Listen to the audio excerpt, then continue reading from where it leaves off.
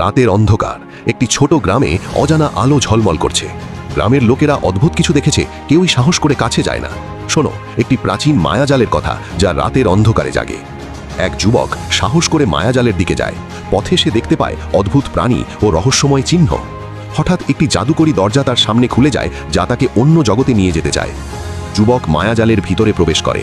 সে দেখতে পায় একটি জাদুকরী শহর, যেখানে সবকিছু উল্টো, নদী উপরে, পাহাড় নিচে।